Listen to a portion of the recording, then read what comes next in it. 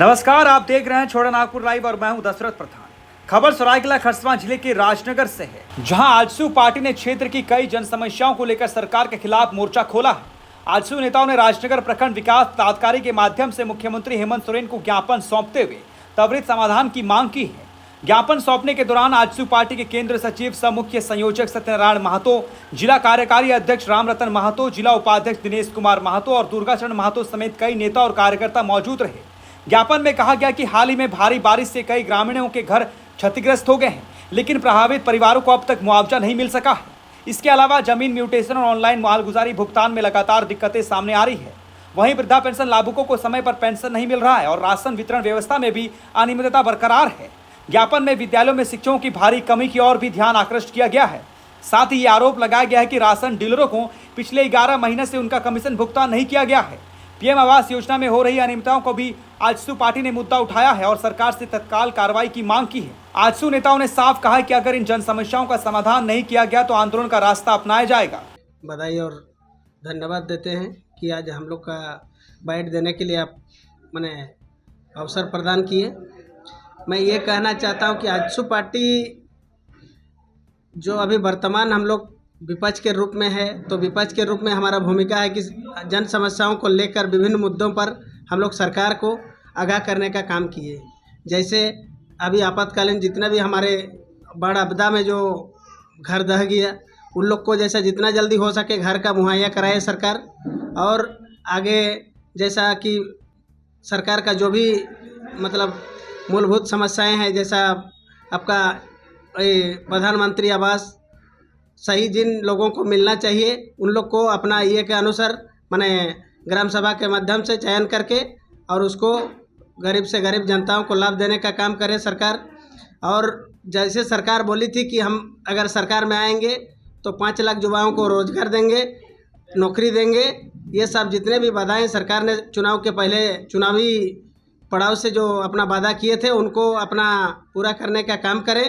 और गुरुजी का एक ही ये था कि जल और जंगल जमीन, ये जल जंगल का लड़ाई हम लोग जैसे हमारा राज्य अलग हुआ, राज्य अलग होने से पहले भी हम लोग जल जंगल जमीन की लड़ाई लड़े और आज वर्तमान में भी हम लोग जल जंगल और जमीन की लड़ाई के लिए संघर्षरत है।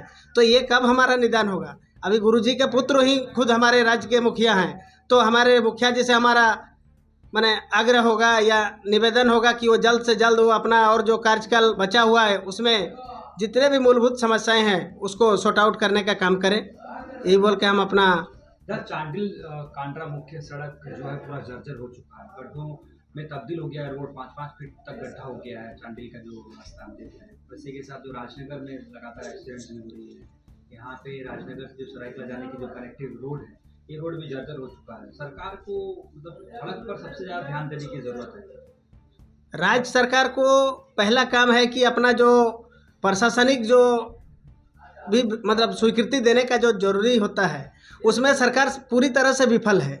सरकार अपना जो रूट चार्ट बनाती है और उसका सरकार का जो माने सरकारी बाबू लोग बैठे हुए हैं जिला में प्रखंड में, वो सारे लोग अपना अलग रूपरेखा बना के चलते हैं। सरकार का जो गाइडलाइंस आता है उसको मुझे नहीं लगता फॉलो करते होंगे, इसीलिए इतना गड्ढा पड़ा हुआ है।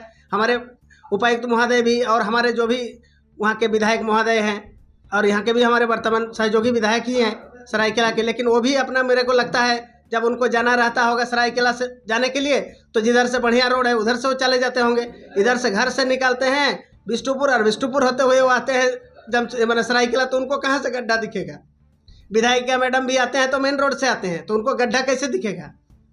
राजनगर में आए दिन एक्सीडेंट हो रहा है। इसमें प्रशासनिक व्यवस्था, मैंने पहले ही कहा आपको, प्रशासनिक व्यवस्था जो है सरकार का पूरी तरह से विफल है। यहाँ के जो आम मतलब जनता काफ़ी परेशान है हर मुद्दे पर। सरकार जैसे वादा की थी मैया सम्मान योजना को लेकर, बहुत अच्छा योजना है कि मैया सम्मान योजना मैयाओं को मिल रही है, लेकिन सरकार के पास क्या कोई योजना नहीं है कि सरकार का आय कैसे बढ़े? क्योंकि लगातार बाकी जितना योजना है सब ठप पड़ी हैं। जितना भी विकास का योजना है उसमें आपका पेमेंट नहीं हो रहा है, किस्त नहीं मिल रही, पैसे नहीं मिल रहा, मतलब चारों तरफ से जो है फाइनेंशियल क्राइसिस एक तो देखने को मिल रहा है राज्य में।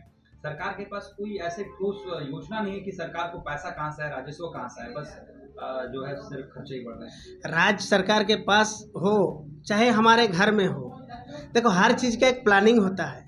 और प्लानिंग के अनुसार अगर हम खर्चा जो करेंगे, अगर जितना मेरा रोजगार है उससे ज़्यादा हम खर्चा करेंगे तो क्या भरपाई कर सकते हैं?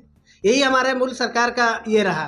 वो अपने सरकारी मतलब या तो राज्य का जो सत्ता था, सत्ता हासिल करने के लिए आम जनता के बीच एक ऐसा मतलब प्रलोभन दे दिया कि हर मैया को मतलब हम 2500 रुपया देंगे। मैया सम्मान का हम विरोध नहीं करते हैं, वो योजना अच्छा है, हर मैया को मिल रहा है, पूरे राज्य के मैया को मिल रहा है, लेकिन इसमें सरकारी जो अपना योजना था विफल होना स्वाभाविक है, क्योंकि उसके पास क्या आय का आमदनी तो उतना ही है पहले जितना था। अभी कोई तो अच्छा कोई प्लांट नहीं लगा के, इस सरकार में कोई प्लांट लगाया क्या, कोई माइंस नया खुला किया, कोई नया सृजन तो हुआ नहीं रोजगार का। तो रोजगार का जब सृजन नहीं हुआ तो आगे चल के तो दिक्कत होना ही है। आज भी दिक्कत है और आगे चल के और दिक्कत होगा। आने वाला जो सरकार होगा और ज़्यादा प्रभावित होगा। दुर्गाचरण महतो, जिला उपाध्यक्ष आजसू पार्टी। फिलहाल राजनगर प्रखंड से सौंपा गया ये ज्ञापन ग्रामीणों की कई अहम समस्याओं की ओर सरकार का ध्यान खींचती है। अब देखना होगा कि सरकार इस पर कितनी गंभीरता से पहल करती है।